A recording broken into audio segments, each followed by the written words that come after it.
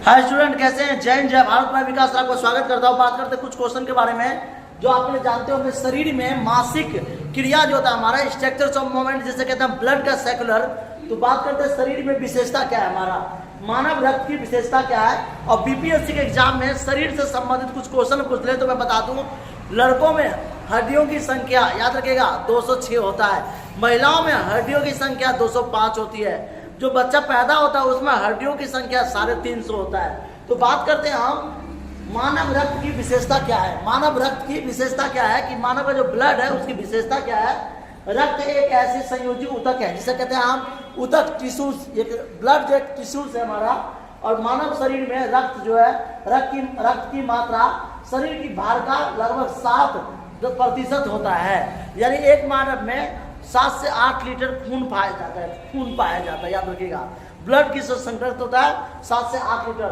रक्त एक सक्रिय विलयन है जिसका पीएच मान से 7.4 होता है। यानी रक्त का जो पीएच का मान होता है, आप जानते होंगे पेशाब का पीएच का मान अलग होता है, और जो हमारा थूक का पीएच का मान होता है वो अलग होता है, और मुंह का पीएच का मान अलग होता है, जिसे कहते हैं इंग्लिश में कहते हैं पीएच स्केल।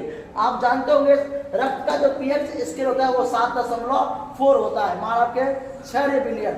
अब एक वयस्क मनुष्य में औसत लगभग 5.6 लीटर रक्त होता है। यानी एक मानव में कितना खून पाया जाता है, अगर आपसे कोई पूछता तो आप बताएंगे 5 से 6 लीटर।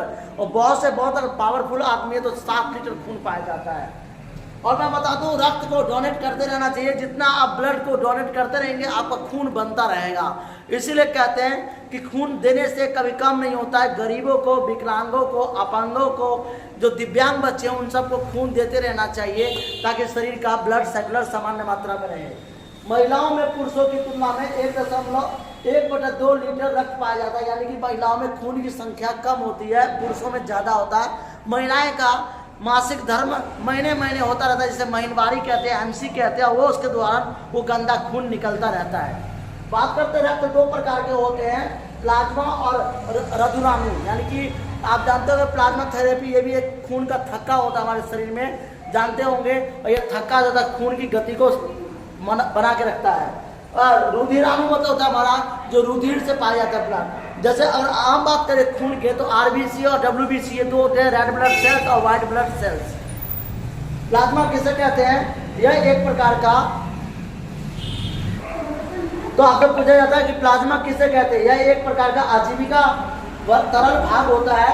रक्त का लगभग 60 यानी कि 60% भाग प्लाज्मा होता है। इसका 90% भाग जल 7.प्लेस्टिन और 9.लवण और 0 ग्लूकोज होता है। शेष पदार्थ बहुत मात्रा में होता है। प्लाज्मा थेरेपी शरीर के लिए, शरीर की आकृति के लिए, शरीर की गति क्रिया के लिए अलग अलग पाया जाता है। और आप बीपीएससी का नया सेशन आ चुका है तो आप लोग उसके लिए बने रहें। कभी भी अपने आप को हार नहीं मानिए। सेकेंड सेशन की तैयारी करें। जय हिंद, जय भारत।